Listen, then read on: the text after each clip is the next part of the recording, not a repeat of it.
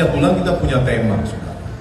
Setiap bulan. Sebenarnya tema bulan ini itu adalah hidup dengan standar Allah. Karena gereja mengajarkan kita firman Tuhan, fondasi-fondasi kehidupan. Sebenarnya sudah dari beberapa bulan lalu saya tuh ada tema hidup dengan standar Allah. Tapi masuk tahun baru, Tuhan kasih tahu dalam hati saya, coba digeser aja tema itu. Coba ingatkan jemaat, ajarkan. Kalau jemaat mau diberkati di sepanjang tahun 2023 ini, ajarin kepada jemaat bagaimana hidup yang Tuhan mau. Apa yang Tuhan ingin kita lakukan supaya di sepanjang 2023 kita boleh mengalami berkat Tuhan. Saudara tahu nggak? Dia Bapa yang baik. Bapa yang baik itu kerinduannya nomor satu adalah memberkati kita anak-anaknya. Katakan amin juga. Boleh kasih tepuk tangan nggak buat Tuhan yang baik? Hati Bapa di surga itu sama seperti kita, bahkan lebih sempurna lagi, saudara. Dia selalu ingin memberikan berkat yang terbaik buat kita anak-anaknya. Kita aja bapak-bapak, kalau kita punya anak, kita pasti ingin berikan yang terbaik. Kita kerja keras, siapkan semua yang semampu mungkin kita siapkan buat anak-anak kita. Betul kan? Nah, terlebih Bapa di surga, Bapa ingin kita boleh menikmati, bisa menikmati setiap janjinya, setiap berkat-berkat yang Dia siapkan, yang Dia ingin curahkan. Karena itu minggu ini, bulan ini, tema kita bicara tentang berkat, saudara. Temanya berkat bagi orang yang hidup berkenan di hadapan Tuhan, di hadapannya. Nah, kalau bicara berkat, saudara, itu nggak cuma bicara soal uang, nggak cuma bicara soal materi, saudara. Tapi berkat yang Tuhan maksudkan adalah berkat dalam hal seluruh yang kita butuhkan dalam hidup ini. Berkat secara keseluruhan, bukan cuma materi, saudara, bukan. Itu hanya sebagian kecil dari berkat-berkat yang Tuhan sediakan kalau bicara materi. Berkat Tuhan bicara tentang damai sejahtera, sukacita, pengharapan, kekuatan, pengurapan. Itu yang Tuhan sediakan buat kita, kemenangan, kelimpahan, kebahagiaan, kekuatan. Itu yang Tuhan sediakan buat saudara dan saya. Dan Tuhan mau kita mengalami semua berkat itu di sepanjang 2023 ini. Nah, jadi pagi ini, saudara, kita akan belajar firman Tuhan, mengingatkan dan mengajarkan kita bagaimana caranya membangun hidup yang berkenan di hadapannya. Ada dua hal yang kita pelajari pagi ini. Yang pertama adalah apa saja berkat yang akan kita terima jika kita hidup berkenan di hadapan Tuhan. Yang kedua, apa hal-hal yang harus kita kerjakan untuk menyenangkan hati Tuhan supaya kita hidup berkenan di hadapan Dia. Ada dua hal, apa saja berkat yang kita terima kalau kita hidup berkenan. Yang kedua, apa saja yang berkenan di hadapan Tuhan. Nah, saudara, Bilangan pasal 14 ayat 8. Saudara lihat di layar, Bilangan pasal 14 ayat 8. Firman Tuhan berkata begini, saudara. Jika Tuhan berkenan, ayo sama-sama baca dengan saya dengan suara yang keras. 2, 3. Jika Tuhan berkenan kepada kita, maka Ia akan membawa kita masuk ke negeri itu dan akan memberikannya kepada kita, suatu negeri yang berlimpah-limpah susu dan madu. Saudara, saya underline kata-kata yang penting. Di sini dimulai dengan kata jika Tuhan berkenan kepada kita, kepada saudara dan saya, maka ini akibatnya atau hasilnya Tuhan akan membawa kita masuk ke negeri itu. Negeri yang mana? Dan akan memberikannya kepada kita, suatu negeri yang berlimpah-limpah susu dan madu.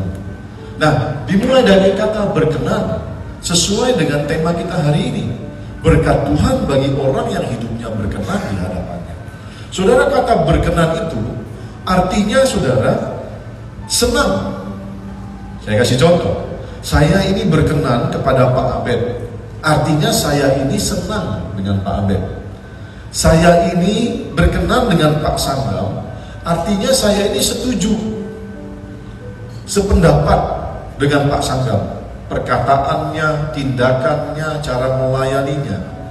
Saya berkenan dengan Mbak Leni. Artinya Mbak Leni itu sesuai dengan keinginan saya, sesuai dengan selera saya, sesuai dengan apa yang saya katakan. Saya berkenan. Nah, seperti itulah kata berkenan di hadapan Tuhan, saudara. Yaitu jika hidup kita ini berkenan, artinya hidup kita itu menyenangkan hati Tuhan. Hidup berkenan di hadapan Tuhan artinya hidup kita ini sesuai dengan apa yang Tuhan mau, sesuai dengan apa yang Tuhan ajarkan, Tuhan tetapkan, Tuhan perintahkan. Kalau kita berkenan di hadapan Tuhan, artinya saudara, Tuhan itu setuju dengan tindakan kita, dengan cara hidup kita, dengan perkataan, dengan cara kita merespon. Tuhan setuju, saudara. Tidak ada hal-hal yang mengecewakan hati Tuhan. Itu arti kata berkenan. Nah, jadi saudaraku yang dikasih Tuhan, kalau kita belajar dari firman ini, dikatakan jika Tuhan berkenan kepada kita, hidup kita menyenangkan hati Tuhan, sesuai dengan kehendak Tuhan, sesuai dengan selera Tuhan. Hasilnya, maka Tuhan akan membawa kita masuk kepada negeri itu dan akan memberikannya kepada kita. Negeri yang mana? Ini cerita tentang bangsa Israel. Negeri itu adalah tanah Kanaan, tanah perjanjian. Satu negeri yang dikatakan berlimpah-limpah susu dan madunya. Ini bicara tentang berkat. Tanah Kanaan, tanah perjanjian adalah bicara tentang penggenapan janji-janji Tuhan. Bicara tentang segala kelimpahan, penyediaan Tuhan yang Tuhan sediakan bagi umat yang dikasihinya, bagi saudara dan saya.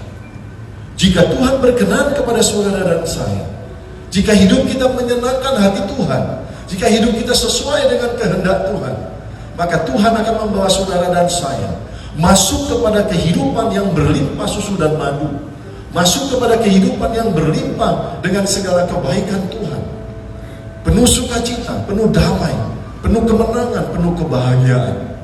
Saudara yang dikasih Tuhan, kata kuncinya adalah hidup yang berkenan. Katakan, kata kuncinya adalah hidup yang berkenan. Nah, saudara catat nih baik-baik, di tahun 2023 Tuhan memberikan satu pesan. Kalau kita mau mengalami kebaikan Tuhan, mengalami janji-janji Tuhan di sepanjang tahun ini, kita harus hidup berkenan di hadapannya. Inilah yang Tuhan mau ajarkan pada kita di awal tahun. Dan saya percaya janji Tuhan pasti digenapi kalau kita melakukan apa yang Tuhan ajarkan kepada kita. Katakan amin, saudara. Nah, saudara, ayat ini, saudara, merupakan ayat yang menuliskan perkataan Yosua dan Kaleb. Dalam satu cerita ketika Musa mengirimkan 12 pengintai. Saudara pernah dengar ya cerita ini ya. Musa mengirimkan 12 orang pengintai. Para anak-anak muda, pemuka-pemuka dari tiap suku, dari 12 suku di Israel. Dipilih orang-orang terbaik untuk mengintai tanah Kanaan. 12 ini pergi untuk mengintai. Mereka melihat, mengintai. Dan ketika mereka pulang, mereka memberikan laporan kepada Musa. 10 orang berkata, memang negeri itu berlimpah, tanamannya subur. Mereka bawa satu tangkai anggur besar, hasil tanaman buminya bagus. Tapi 10 orang ini berkata, walaupun bagus, berlimpah susu dan madu, tapi kita tidak mungkin masuk dan menduduki tanah itu, karena orang-orang yang tinggal di sana orang-orang yang besar seperti raksasa. Dan 10 orang ini berkata, kita tidak mungkin. Perhatikan, 10 pengintai berkata, kita tidak mungkin masuk dan mendiami tanah Kanaan itu. Kita tidak mungkin. Dan ketika bangsa Israel mendengar laporan dari 10 orang ini, mereka menangis, mereka desperate, putus asa, mereka kecewa. Lalu mereka marah sama Musa. Mereka galau, mereka marah saudara dengan keadaan yang ada. 10 orang pengintai, tapi 2 orang yang lain yang Tuhan katakan beda rohnya. Kalau saudara baca kisah 12 pengintai ini, Alkitab berkata tentang Yosua dan Kaleb. Kedua orang ini beda rohnya saudara. Jiwanya beda dari yang 10 yang berkata tidak mungkin, tidak bisa. Tapi Yosua dan Kaleb berkata demikian. Inilah statement Yosua dan Kaleb yang terkenal. Jika Tuhan berkenan kepada kita, maka Tuhan akan membawa kita masuk ke negeri itu dan memberikannya kepada kita, suatu negeri yang berlimpah-limpah susu dan madu. 10 orang bilang tidak bisa, tidak mungkin. Tetapi 2 orang Yosua dan Kaleb berkata, jika Tuhan berkenan, maka Tuhan akan membawa kita masuk. Kalau saudara baca di ayat ke-9, ada satu perkataan lagi, nasihat yang diberikan Yosua dan Kaleb kepada bangsa Israel. Hanya janganlah memberontak kepada Tuhan, kata kedua orang ini. Hanya janganlah memberontak, artinya jangan melawan Tuhan. Jangan tidak taat sama Tuhan. Jangan mengecewakan Tuhan. Jangan membuat Tuhan marah. Itu di ayat yang ke-8, ke-9. Tapi saya nggak mau panjang, karena kita mau fokus kepada hal berkenan itu sendiri. Nah hasilnya sama-sama kita tahu, bahwa dari 12 pengintai ini, bahkan dari seluruh bangsa Israel yang keluar dari Mesir, yang berumur 20 tahun ke atas, tidak ada yang bisa masuk ke tanah perjanjian, kecuali Joshua dan Kaleb. Ratusan bahkan jutaan orang yang keluar dari Mesir menuju tanah perjanjian, tanah Kanaan, melewati padang gurun, yang berumur 20 tahun ke atas, semua gagal masuk tanah perjanjian.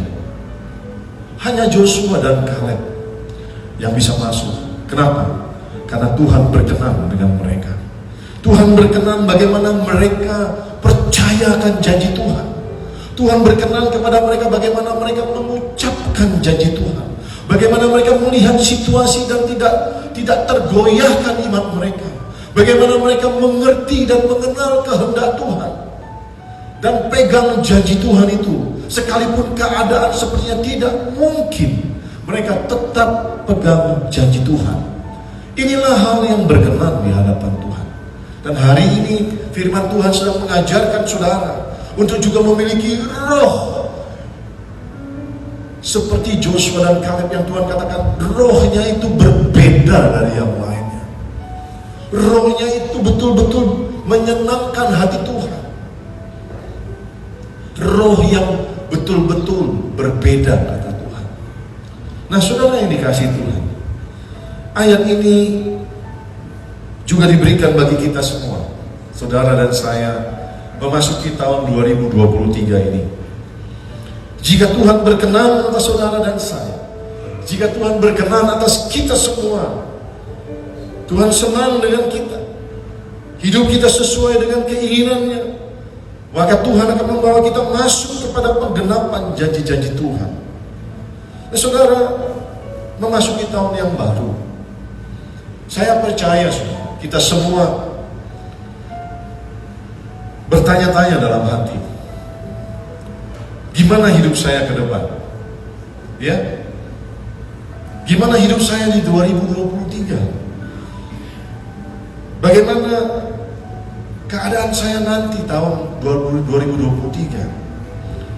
Apakah saya mampu menghadapi semua tantangan yang ada? Bagaimana dengan pekerjaan usaha saya? Bagaimana dengan masa depan anak-anak, keluarga, pernikahan, dan sebagainya? Kita bertanya-tanya. Kalau bertanya-tanya berarti kita belum tahu seperti apa yang akan terjadi. Betul kan?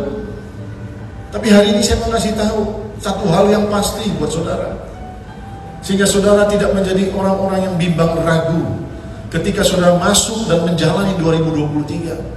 Kalau masih ada yang bertanya-tanya berarti kan bimbang ragu, gak tahu bagaimana. Hari ini saya mau kasih tahu saudara satu hal yang pasti, yaitu janji Tuhan. Kalau saudara dan saya hidup berkenan di hadapan Tuhan, kalau saudara dan saya hidup sesuai dengan keinginan Tuhan, kalau hidup saudara dan saya menyenangkan hati Tuhan, 2023 menjadi tahun kemenangan buat kita semua, menjadi tahun kelimpahan, tahun sukacita, tahun terobosan, tahun pemulihan, tahun mujizat bagi kita semua. Hanya kalau kita hidup berkenan.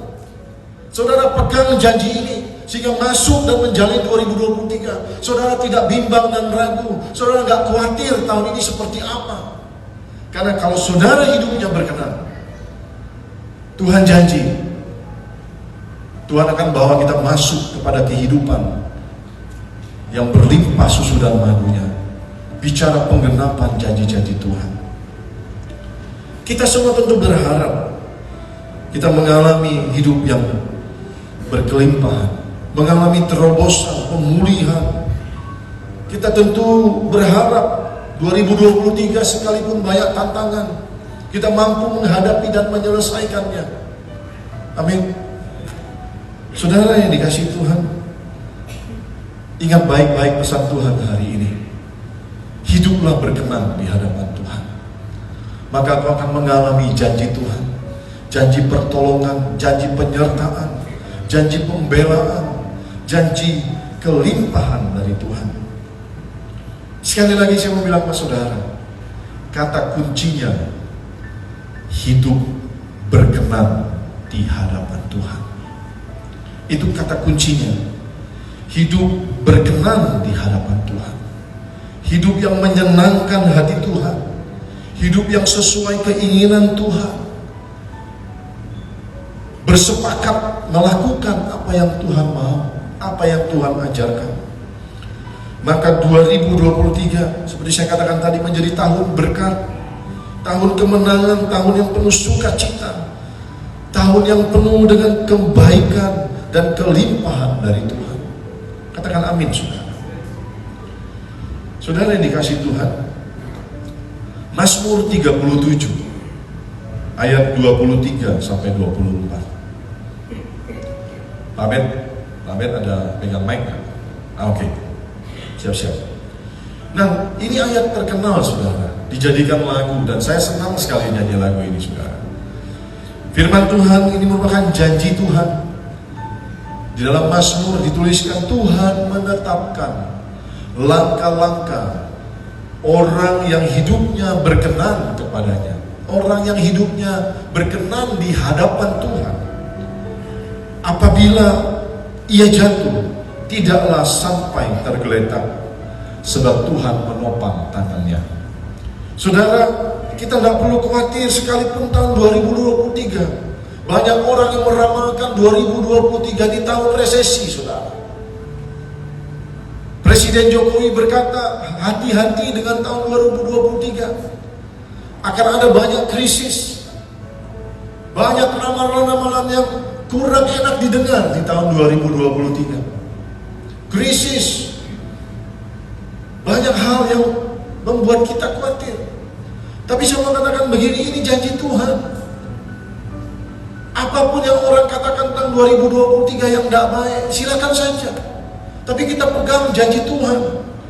Kita pegang dan kita tetapkan dalam hati, kita percaya apapun Tuhan boleh terjadi di 2023. Tapi selama aku hidup berkenan di hadapan Tuhan, aku pasti mampu menjalani, melewati 2023 dengan baik.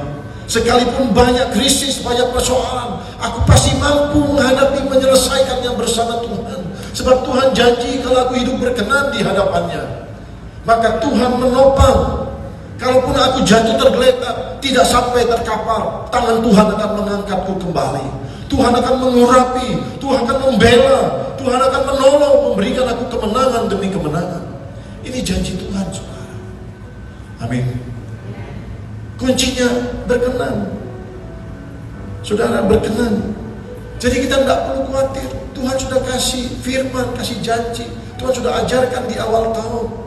Kalau kita mau tahun 2023 berhasil menjalani, menyelesaikan, melewatinya dengan baik, sekalipun banyak tantangan, masalah, pergumulan, kita harus membangun hidup yang berkenan di hadapannya.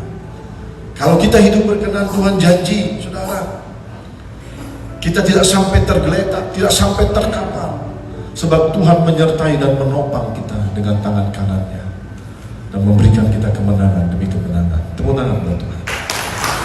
Saya ingin saudara bangkit berdiri dan nyanyi lagu ini sebentar. Ayo Bapak, sambil kita bertepuk tangan. Langkah-langkah orang yang hidupnya berkenan kepadanya. Ayo dengan sukacita nyanyikan lagu ini. Apabila saya jatuh tak sampai terdekat, sebab Tuhan menopang tangannya. Sekali lagi, Tuhan menetapkan.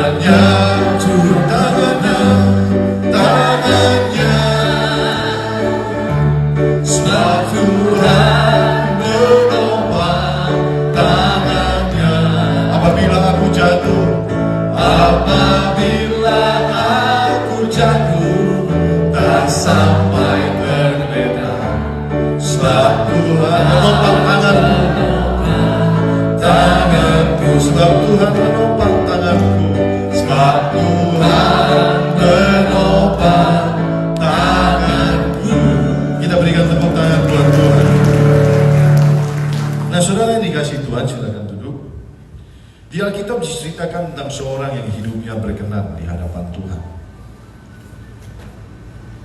Dituliskan dengan jelas, saudara, di Alkitab. Merujuk kepada pribadi yang tertulis namanya dengan jelas sebagai orang yang berkenan. Siapa orang tersebut? Orang tersebut namanya Raja Daud. Nah, saya suka sekali dengan Raja Daud ini. Di awal-awal pertobatan saya tahun 97, waktu itu lagi senang sekali baca Alkitab. Pagi baca, malam mau tidur baca. Saya baca kisah 1 Samuel, 2 Samuel. 1 Samuel dan 2 Samuel itu bicara tentang Daud, saudara. Nah, salah satu figur pribadi yang idola saya selain Tuhan Yesus yang adalah Tuhan pribadi yang sempurna, saya mengidolakan Daud, saudara. Dan kita perlu mencontoh kehidupan Daud ini. Bahkan saya mau bilang begini, Daud memang pernah salah, saudara. Tapi di dalam kesalahannya pun kita bisa mengambil pelajaran, saudara. Bukan dosanya yang kita ambil, tapi pelajaran bagaimana ketika Daud itu dia berdosa, lalu Tuhan menegur Daud melalui Nabi Nathan. Pelajaran yang bisa kita ambil adalah Daud itu orang yang mudah untuk bertobat. Dan ketika dia bertobat, dia sungguh-sungguh bertobat. Dia berzina dengan Batseba. Dia membuat skenario untuk membunuh suaminya Batseba di medan perang, Uria. Daud ini jahat, saudara. Ketika dia berzina, gak cuma berzina, suami orang itu dibunuhnya, saudara. Jahat. Dan Tuhan tahu, yang lain gak tahu. Lalu Tuhan kirim Nabi Nathan untuk menegur Daud. Dan ketika ditegur, Daud bertobat. Dan dia sungguh-sungguh bertobat, tidak mengulangi lagi kesalahannya. Itu contoh yang baik yang bisa kita ambil. Bukan berzina dan membunuhnya, tapi pertobatannya. Mazmur 51 menuliskan bagaimana menyesalnya Daud karena kesalahan yang dia lakukan. Dan kita tidak pernah lagi membaca tentang kesalahan-kesalahan Daud selain dosa perzinahan dengan Batseba. Artinya dia betul-betul bertobat dan tidak mengulangi lagi. Dan Daud merupakan pribadi yang patut kita teladani dalam hidup ini.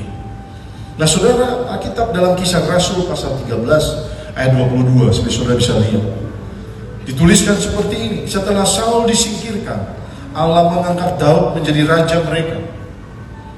Tentang Daud, Allah telah menyatakan, aku telah mendapat Daud bin Isai, seorang yang berkenan di hatiku dan yang melakukan segala kehendakku.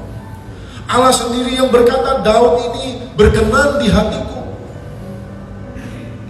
Orang yang hidupnya menyenangkan hatiku, kata Tuhan. Orang yang sesuai dengan keinginanku, kata Tuhan. Yang aku setuju dengan cara hidupnya, cara dia menghabiskan waktu-waktunya, cara dia melakukan segala sesuatu, Tuhan setuju. Itulah berkenan, saudara. Tuhan sendiri berkata, aku telah menemukan Daud bin Isai, seorang yang berkenan di hati. Nah, mari kita belajar. Kalau Daud itu hidupnya berkenan, apa yang Daud dapatkan dari Tuhan? Apa yang Tuhan berikan kepada Daud sebagai upah perkenanannya kepada Daud? Apa yang Daud alami, Daud dapatkan dari Tuhan sebagai upah dia membangun hidup yang berkenan di hadapan Tuhan. Ini yang mau kita pelajari, saudara. Dan kita camkan dalam hati, kalau aku hidupku seperti Daud berkenan di hadapan Tuhan, aku juga dapat apa yang Daud dapatkan. Aku juga mengalami apa yang Daud alami. Dan saudara akan menjadi kuat. Itu menjadi pengharapan, membuat saudara teguh bahwa kalau aku hidup berkenan, aku mengalami seperti Daud. Karena Tuhan bilang, kalau hidup kita berkenan, kita mengalami janji-janji Tuhan. Nah, kita lihat yuk apa yang dialami Daud dalam hidup yang berkenan kepada Tuhan. Nah, saya ajak saudara, ini ya sekilas ya, nanti sebentar kalau saudara punya HP, saudara foto, saudara klaim, Tuhan, klaim begini, foto, Tuhan bilang gini dalam doa, Tuhan, kalau aku hidup berkenan, aku ngalamin nih seperti yang Tuhan berikan sama Daud. Saudara simpan dalam hati saudara. Lalu dalam doa saudara, dalam saudara berusaha membangun hidup berkenan, saudara klaim janji Tuhan, aku akan mendapat kelimpahan, aku akan bersuka cita, aku mendapat promosi, aku mendapatkan umur panjang, aku diberkati dan menjadi berkat, aku mendapatkan pembelaan dan perlindungan Tuhan, aku diberikan yang terbaik oleh Tuhan. Saudara klaim janji Tuhan. Tuhan kan tidak pernah pilih kasih. Daud hidup berkenan, dapetin nih semua dari Tuhan. Kalau aku hidup berkenan, aku pasti juga diberkati seperti Daud. Catat saudara. Nah sekarang saya minta Joshua buka. Ya nanti saya bacain. Joshua buka Mazmur 21 ayat 1 sampai 13. Ya, dari ayat-ayatnya ini saya simpulkan apa yang Daud dapatkan dari Tuhan. Buka Joshua. Mazmur 21 ayat 1 sampai 13 ya. Ini ayat 2 ya. Untuk pemimpin biduan Mazmur Daud. Jadi kalau saudara baca Mazmur, jadi kitab Mazmur itu kebanyakan ditulis oleh Raja Daud. Apa yang ditulis Daud di Mazmur? Mazmur-mazmur yang ditulis oleh Raja Daud itu mengungkapkan rasa bangga, rasa hormat, rasa syukurnya Daud kepada Tuhan. Mazmur yang dituliskan Daud itu saudara, itu mengungkapkan isi hatinya Daud. Itu juga menceritakan pengharapan Daud, iman Daud kepada Tuhan. Selain cintanya Daud, tapi menggambarkan, mengekspresikan pengharapan dan imannya Daud kepada Tuhan. Mazmur itu dituliskan sebagai ungkapan pengagungan Daud kepada Tuhan. Mazmur itu dituliskan juga sebagai cerita apa yang Daud alami bersama Tuhan. Jadi dia seperti menuliskan kisah hidupnya, cintanya, hatinya, imannya kepada Tuhan. Nah saudara lihat, Daud bilang begini, untuk pemimpin biduan Mazmur Daud. Jadi Daud bikin Mazmur, dikasih ke biduan untuk dinyanyikan saudara. Tuhan karena kuasamu lah raja. Raja di sini yang dimaksud adalah dirinya sendiri, Raja Daud. Tuhan, karena kuasamu lah raja bersuka cita. Betapa besar kegirangan raja karena kemenangan yang daripadamu. Jadi ayat 2 itu bicara tentang ada sukacita dan kegirangan dari Tuhan karena kemenangan. Ayat 3, saudara, apa yang menjadi keinginan hatiku, kata Daud, telah kau karuniakan kepadaku, dan permintaan bibirku tidak kau tolak. Daud itu dalam Mazmur sedang bicara tentang dia, pengalaman dia bersama Tuhan. Artinya di ayat 3 Tuhan memberikan apa yang menjadi keinginan dan permohonan doa Daud. Nah, saudara, saya stop dulu di sini. Kalau doa-doa saudara lama sekali gak dijawab Tuhan, saudara udah doa 6 bulan, 1 tahun, 2 tahun gak dijawab Tuhan, saudara mesti cek hidup saudara. Saya ini hidupnya berkenan gak sama Tuhan? Jangan saudara berdoa lalu gak dijawab, saudara pikir, Tuhan sedang siapin yang lebih baik. Iya, kadang-kadang memang doa kita tidak dijawab, Tuhan sedang siapkan yang lebih baik. Tapi kita perlu cross check hidup kita. Jangan-jangan ada dosa yang membuat berkat itu tidak nyampe ke kita, yang membuat kita tidak berkenan di hadapan Tuhan. Amin. Daud bicara, kalau aku doa Tuhan jawab. Kenapa? Karena aku hidupnya berkenan sama Tuhan. Doa orang yang benar, jika didoakan dengan yakin, sangat besar kuasanya. Sangat besar kuasanya, artinya doanya dijawab Tuhan. Ada mukjizat, ada jawaban doa. Kenapa? Hidupnya benar. Hidup benar ini adalah hidup yang berkenan di hadapan Tuhan.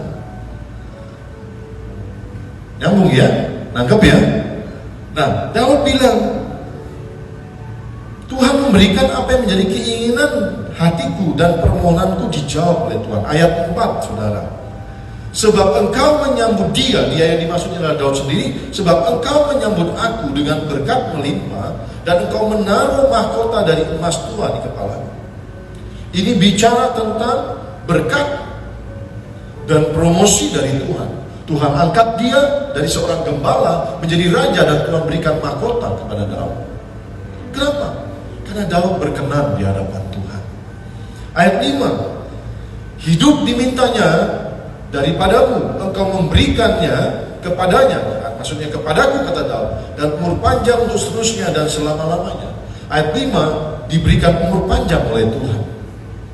Ayat 6, besar kemuliaannya karena kemenangan yang daripadamu, keagungan dan semarak telah kau karuniakan kepadanya. Ayat 6 bicara tentang dikaruniakan kemuliaan dan keagungan.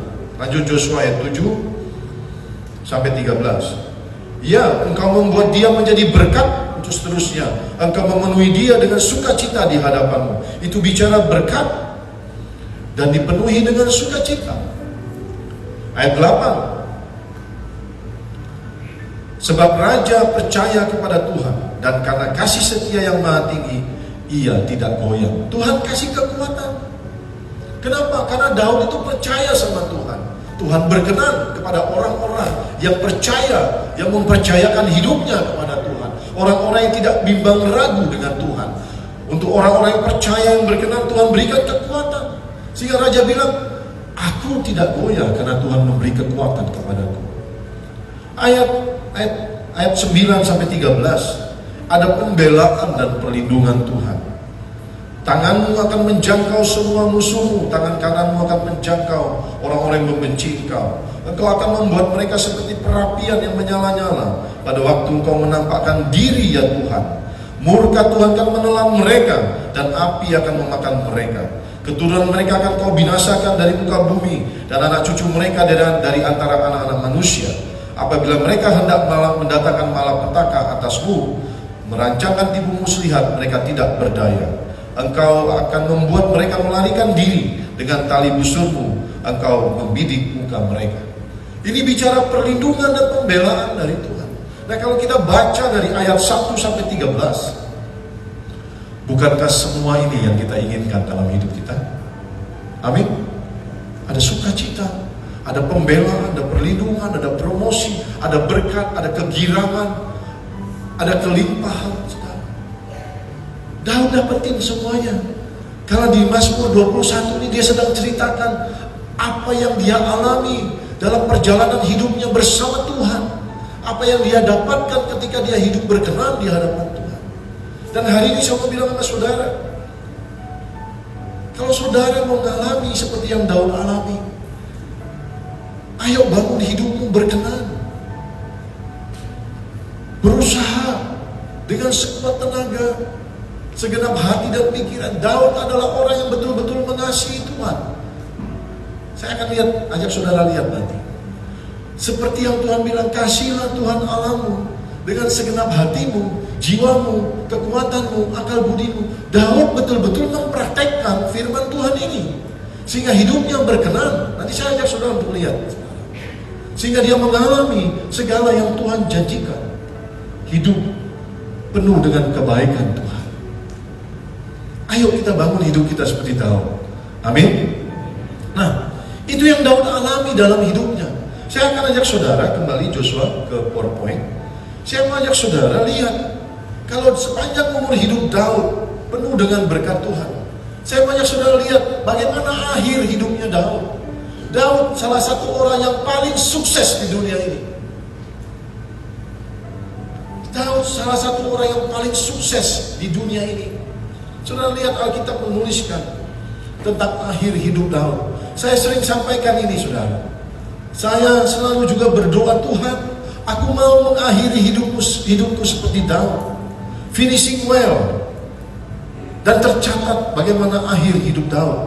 Dituliskan begini dalam 1 Tawarik 29, 26 sampai 28. Demikianlah Daud bin Isai telah memerintah atas seluruh Israel. Ia memerintah atas orang Israel selama 40 tahun. Di Hebron ia memerintah 7 tahun dan di Yerusalem ia memerintah 33 tahun.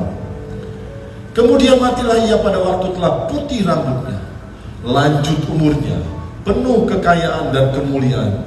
Kemudian naik rajalah Salomo anaknya menggantikan dia. Wow. Sama-sama bilang wow. Sukses.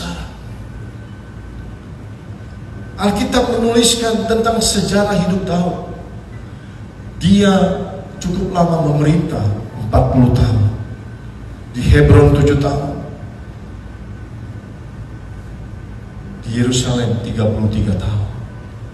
Alkitab menuliskan kemudian matilah ia pada waktu telah putih rambutnya. Artinya apa?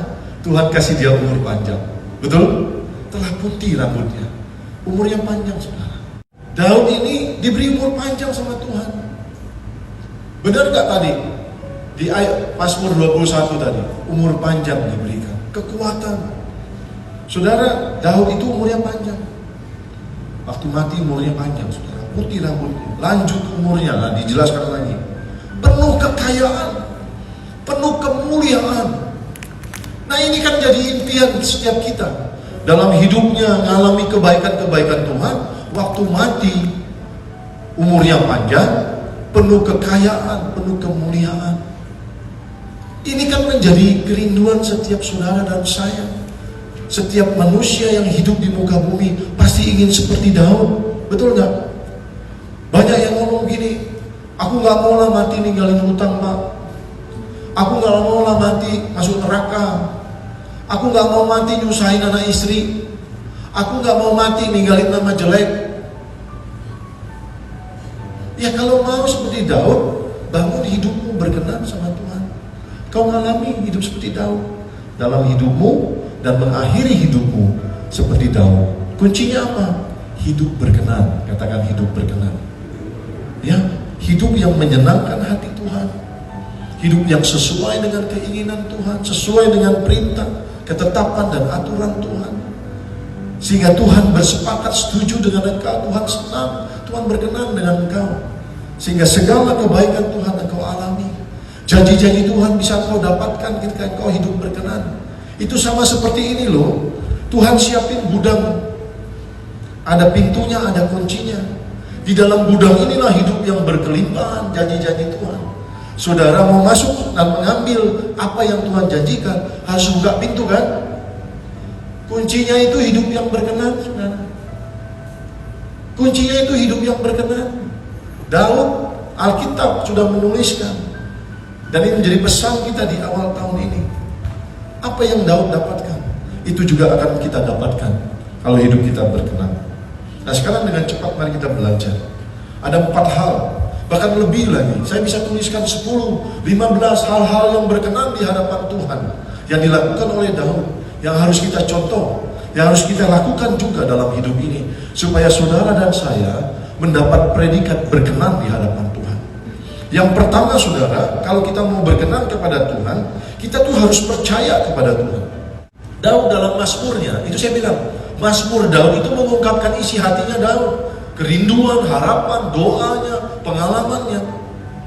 Dalam Mazmur 66 ayat 12, Daud itu mengatakan kepada Tuhan, kepada Allah aku percaya, aku tidak takut apakah yang dapat dilakukan manusia terhadap aku. Itu dalam Mazmur 56 ayat 12. Bahkan kalau saudara buka kitab Mazmur, dari pasal yang pertama sampai yang terakhir, saudara akan menemukan banyak ungkapan isi hati Daud tentang bagaimana dia percaya kepada Tuhan dalam segala keadaan, dalam segala situasi, dalam segala kondisi. Sekalipun keadaan buruk, dia tetap berkata, aku percaya kepada Tuhan. Nah ini menyenangkan hati Tuhan. Saya punya anak 3 saudara. Kami tidak selamanya hidup senang. Ada masanya kami mengalami pergumulan-pergumulan hidup. Ketika anak-anak saya mau sekolah, saya tidak punya uang. Itu ada Pak Aleng tolongin saya waktu itu. Anak saya harus tunggu Olive contohnya. Dia tamat bulan Juli, kami nggak ada uang untuk kirim dia ke Malaysia. Saya bilang tunggu September, nggak ada uang. Januari buka, saya bilang tunggu. Iya, anak-anak saya bersyukur, mereka baik. Setiap kali saya bilang nggak ada uang, mereka nggak marah, mereka nggak bersungut-sungut, mereka nggak nyalain saya, mereka nggak bilang nyesal aku jadi anak Pak Ferry nggak punya uang, miskin.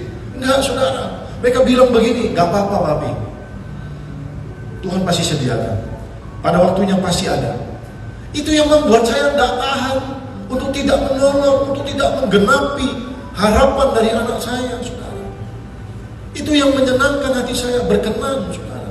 Sama ketika kita mengalami keadaan yang sulit, kita mengalami keadaan yang gak enak, kita gak ngomel sama Tuhan, kita gak nyalain Tuhan, kita gak menjadi ragu-ragu terhadap janjinya, tapi kita bisa berkata, Tuhan, aku percaya kepadamu.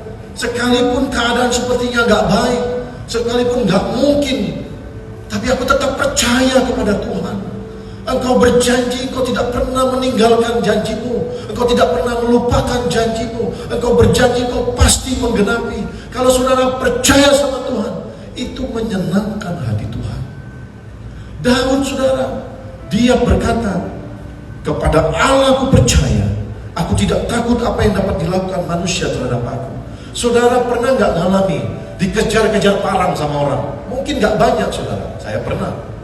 Tapi Daud ini gak cuma dikejar parang, dia dikejar oleh raja dan ribuan, bahkan puluhan ribu pasukan Raja Saul. Dikejar-kejar saudara, ketakutan, ngumpet di gua, pura-pura jadi orang gila. Sebegitu beratnya pergumulan Daud, tapi dia tidak pernah ragu terhadap Tuhan. Berkali-kali dia mengalami masa-masa yang paling sulit, yang mungkin tidak pernah kita alami, tapi dia tetap bilang, aku percaya kepada Tuhan. Aku percaya kepada Allah gunung batuku, penolongku yang ajaib. Dan salah satu Mazmur dia dijadikan lagu. Coba Jos buka Mazmur 23 ayat 1 sampai dengan 6. Saudara, luar biasa Daud. Kita harus belajar seperti Daud, percaya kepada Tuhan. Ini jadi lagu. Daud bilang gini sama Tuhan, Tuhan, Engkau adalah gembalaku, tak akan kekurangan aku. Engkau membaringkan aku di padang yang berumput hijau, Engkau membimbing aku ke air yang tenang, Engkau menyegarkan jiwaku. Engkau menuntun aku di jalan yang benar oleh karena nama-Mu. Sekalipun aku berjalan dalam lembah kekelaman, aku tidak takut bahaya, sebab Engkau besertaku. Gadamu dan tongkatmu itulah yang menghibur aku. Engkau menyediakan hidangan bagiku di hadapan lawanku. Engkau mengurapi kepalaku dengan minyak. Pialaku penuh melimpah kebajikan dan kemurahan belaka akan mengikuti aku seumur hidupku, dan aku akan diam dalam rumah Tuhan sepanjang masa. Wow, hati Tuhan tidak tahan kalau kita punya iman seperti Daud. Sekalipun kita dalam keadaan yang susah, sakit, menderita, kita tetap bilang, sekalipun aku dalam lembah gelap, ku tak takut sebab Kau besertaku. Sekalipun badai topan datang menerpa, ku tak gentar sebab Kau di sisiku. Aku percaya, aku percaya berkat-Mu atasku melimpah, kebajikan, kemurahan selalu mengikutiku. Ku puji, ku sembah Kau Tuhan. Saudara, saya belajar sejak saya bertobat tahun 97. Saya pernah cerita, saya doa bangun restoran. Sebelum melangkah berdoa, restoran dibangun. Pagi jam 9 seluruh karyawan berdoa. Jam 10 tutup, saya berdoa. Saya habis hampir 1.804.000.000 tahun 2003. Uang yang banyak sekali. Tapi 2 tahun lebih restoran tutup, saudara. Saya punya banyak alasan untuk marah sama Tuhan. Tuhan, saya udah doa loh, tiap hari loh. Saya udah bilang sama Tuhan, kalau bukan dari Tuhan tutup jalannya. Kok Tuhan buka kalau harus tutup juga? Saya punya banyak alasan untuk marah sama Tuhan. Saya punya banyak alasan untuk tinggalin Tuhan, untuk tidak percaya Tuhan. Tapi enggak, saya bersyukur. Saya anggap itu satu bab dalam hidup saya. Buka restoran gagal. Saya percaya penyertaan Tuhan buat saya sampai hari ini. Dan berkali-kali kami mengalami masa-masa sulit. Tapi saya belajar untuk percaya sama Tuhan. Saya menangis. 3 bulan lalu kami gak punya uang. 3 bulan lalu saya gak punya uang. Cuma ratusan ribu, sementara biaya hidup harus ada. Saya gak tinggalin Tuhan. Saya gak bilang, Tuhan, aku melayani Tuhan loh. Saya melayani, saya gak dibayar. Saya berikan hati saya. Kenapa Tuhan biarkan? Saya enggak. Saya tetap percaya sama Tuhan. Saya tetap bilang, Tuhan, aku percaya. Tuhan, aku tetap mau melayani Tuhan. Mau sungguh-sungguh percaya sama Tuhan. Saya ajak istri saya terus berdoa. Kami berdoa. Kami memuji Tuhan. Kami belajar hidup berkenan sama Tuhan. Saya belajar untuk percaya. Saya tidak mau ngata-ngatain Tuhan. Saya tidak mau iman saya goyah. Sudah tidak pernah lihat saya sedih.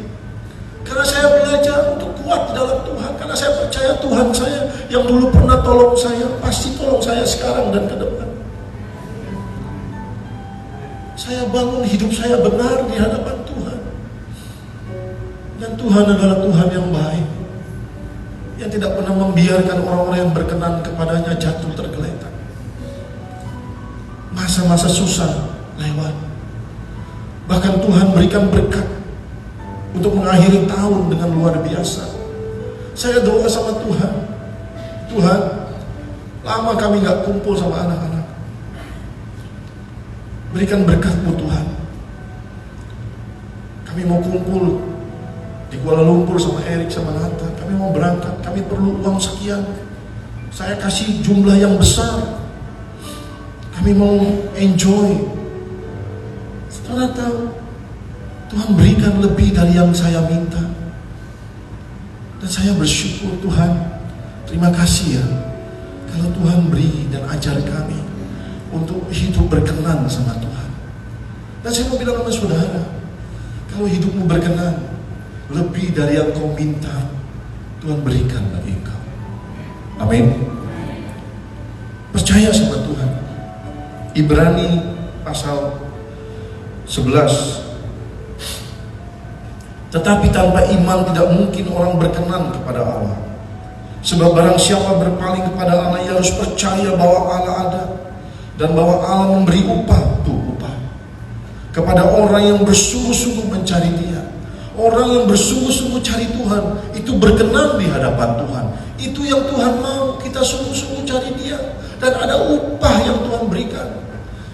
Sungguh-sungguh cari Tuhan. Jangan main-main cari Tuhan. Sungguh-sungguh cari Tuhan. Percaya sama Dia. Amin. Lanjut. Percaya yang pertama. Yang kedua yang Tuhan mau, yang menyenangkan hati Tuhan, adalah Daud itu selalu bersyukur dalam segala keadaan. Seperti yang dinyanyikan tadi, itu percaya, mengungkapkan rasa percaya. Tapi juga Daud bersyukur dalam segala keadaan, saudara. Mazmur 43 ayat 5. Dalam keadaan tertekan, Daud membangun jiwanya, membangun dirinya. Dia paksa untuk bersyukur. Dia tuliskan, mengapa engkau tertekan hai jiwaku, dan mengapa engkau gelisah di dalam diriku? Berharaplah kepada Allah, sebab aku bersyukur lagi kepadanya, penolongku dan Allahku. Saudara, kita seringkali dalam keadaan sedih, kecewa, marah, kita tidak mau berdoa, kita tidak mau ke gereja, kita tidak mau bersyukur. Dan itu bukan yang Tuhan mau. Yang Tuhan mau, sekalipun keadaan tidak baik, kita disakiti, kita tetap bersyukur kepada Tuhan. Amin. Jangan pernah lari dari Tuhan. Kita tetap bersyukur seperti Daud berkata, mengapa engkau tertekan hai jiwaku, mengapa engkau gelisah? Lalu dia berkata, aku mau bersyukur lagi kepadanya. Mazmur 86 ayat 12. Daud berkata, aku hendak bersyukur kepadamu ya Tuhan Allahku, dengan segenap hatiku, dan memuliakan namamu untuk selama-lamanya. Wow. Ini yang Tuhan cari dari saudara dan saya. Orang-orang yang mau terus bersyukur dalam segala keadaan. Bukan hanya di waktu diberkati, tapi dalam segala keadaan. Kalau kita bisa bersyukur waktu diberkati, itu mahal gampang, saudara. Betul nggak? Tapi waktu kita menderita, disakiti, kecewa, kita bersyukur, itu luar biasa di hadapan Tuhan. Itu yang menyenangkan hati Tuhan. Nah, sekarang perhatikan, saudara. Saya mendapat ini ketika saya ibadah di Kuala Lumpur. Kata-kata ini, yuk kita baca sama-sama. 2, 3. Daripada komplain, lebih baik kita klaim janji-janji Tuhan. Daripada ngomel, mengeluh, atau bersungut-sungut, lebih baik kita bersyukur kepada Tuhan. Saudara foto, saudara catat, dan jadi pegangan sepanjang tahun ini. Nih kalimat ini. Yang lain tentu juga bagus, tapi ini jadi pegangan saudara. Saya baca sekali lagi. 2, 3. Daripada komplain, lebih baik kita klaim janji-janji Tuhan. Daripada ngomel, mengeluh, atau bersungut-sungut, lebih baik kita bersyukur kepada Tuhan. Tahu komplain? Komplain itu protes. Jadi daripada kita protes, lebih baik kita mengklaim janji-janji Tuhan. Daripada kita bersungut-sungut, ngomel, mengeluh, lebih baik kita bersyukur kepada Tuhan. Itu menyenangkan hati Tuhan. Saya sering ajarkan kepada saudara, dan saudara bisa mencontoh saya. Sebagai gembala, saya memberikan teladan. Setiap doa saya ucapkan, Allahku akan mencukupkan segala kebutuhan dan keperluanku menurut kekayaan dan kemuliaannya. Allahku dapat melakukan jauh lebih besar, lebih hebat, lebih ajaib dari apa yang dapat kupikirkan dan doakan. Apa yang tidak pernah kulihat, kudengar, tidak pernah timbul dalam hatiku, disediakan Tuhan bagiku yang mengasihi Tuhan. Kalau aku percaya, aku akan mengalami kemuliaan Tuhan. Kalau aku mengandalkan Tuhan, aku diberkati. Kalau hidupku benar, anak-anakku perkasa di bumi ini. Saya klaim janji Tuhan, dan itu dinyatakan, digenapi Tuhan dalam kehidupan saya. 1 Tesalonika 5 ayat 14. Lihat, bukankah ini menyenangkan hati Tuhan? sesuai dengan apa yang Tuhan mau. Mengucap syukurlah dalam segala hal, sebab itulah yang dikehendaki Allah di dalam Kristus Yesus bagi kamu. Jadi waktu kita mengucap syukur, itu yang Tuhan mau. Tuhan mau dengar itu yang menyenangkan hati Tuhan. Karena itu mari kita belajar dalam segala situasi mengucap syukur. Katakan mengucap syukur. Ya. Ketiga, pertama percaya, mengucap syukur. Ini simpel aja, ini pun dasar-dasar kehidupan Kristen, saudara. Ketiga, taat melakukan perintah Tuhan. Jelas dalam Kisah Rasul pasal 13 ayat 22. Tuhan berkata, aku telah mendapat Daud bin Isai, seorang yang berkenan di hatiku dan yang melakukan kehendakku, segala kehendakku. Kata Tuhan, yang melakukan segala kehendakku, bukan sebagian, saudara. Segala kehendakku. Jadi kalau saudara dengar firman dan saudara berusaha melakukan semuanya, itu menyenangkan hati Tuhan. Katakan amin. Tapi kalau saudara dengar 10, saudara abaikan 2, saudara lakukan 8, itu mengecewakan Tuhan. Berarti saudara tidak taat sama Tuhan. Saudara pilih-pilih firman. Dan saya sering kali katakan, orang yang pilih firman, dia tidak cinta Tuhan, dia cinta dirinya sendiri. Oh ini gampang, ini enak, cuma mikirin diri sendiri. Tapi kalau saudara cinta Tuhan, Tuhan suruh lakukan 10, walaupun susah, saudara berusaha sungguh-sungguh menunjukkan cintamu kepada Tuhan. Dan kau rela berkorban, kau bayar harga, itu saudara cinta Tuhan dan itu berkenan. Amin. Daud taat sama Tuhan. Kalau saudara baca kisah dalam 1 Samuel, 2 Samuel, bicara banyak sekali Daud itu tanya Tuhan. Lalu Tuhan kasih perintah. Daud lakukan, enggak berbantah-bantah. Itu menyenangkan hati Tuhan. Kalau saudara mau berkenan di 2023, apa yang kau dengar melalui mimbar ini, atau yang kau baca firman Tuhan di rumahmu, atau melihat YouTube di medsos firman Tuhan, kau lakukan, maka kau berkenan di hadapan Tuhan. Yang terakhir, cepat saja saudara, Daud tidak pernah melupakan Tuhan. Nah, ini penting saudara. Ini penting sekali. Jangan sampai kita ini waktu diberkati lupa sama Tuhan. Daud tuh tidak pernah lupa sama Tuhan, sekalipun dia diberkati. Sebaliknya, dia selalu menjadikan Tuhan itu prioritas dalam hidupnya. 1 Tawarik pasal 17 ayat 1 sampai 27. Saya bacain ayat 1 dan 2-nya. Setelah Daud menetap di rumahnya, berkatalah ia kepada Nabi Nathan, ada di situ, lihatlah, aku ini diam dalam rumah dari kayu aras, padahal tabut perjanjian Tuhan itu ada di bawah tenda-tenda.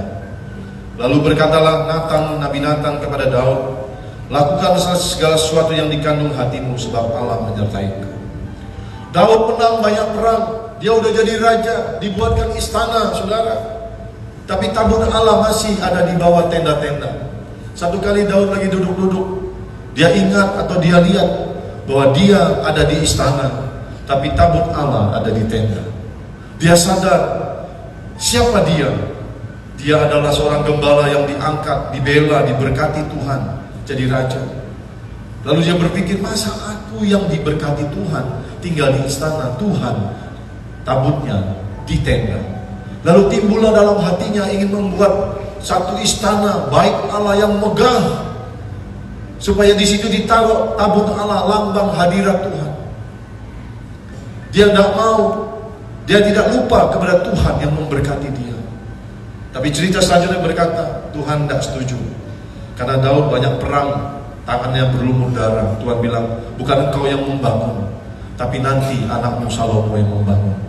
Dan di cerita yang lain, sekalipun Daud tidak diizinkan Tuhan membangun, tapi dia menyumbangkan banyak hartanya untuk membangun. Dia enggak berpangku tangan. Hal ini menunjukkan Daud itu tidak lupa sama Tuhan. Sekalipun dia sudah jadi raja, dia diberkati.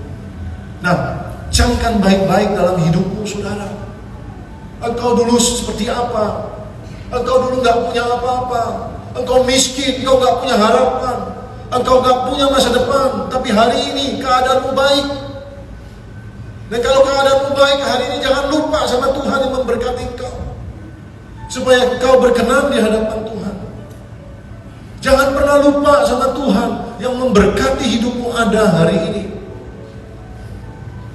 Jangan lupa, saudara. Itu yang membuat Tuhan tidak tahan terus memberkati Daud. Karena Tuhan berkenan. Hatinya Daud itu fokus sama Tuhan, gak hitungan sama Tuhan. Dia berikan yang terbaik buat Tuhan. Dia jadikan Tuhan itu prioritas dalam hidupnya. Saya belajar lakukan seperti Daud. Karena saya adalah hamba Tuhan, gembala. Saya harus kasih teladan sama saudara. Ini saksinya Ibu Dewi Olive. Malam tahun baru, pergantian tahun, setiap tahun kami doa sama-sama. Ya silakan saja yang mau pesta di luar, mau bakar-bakar, kumpul-kumpul, silakan.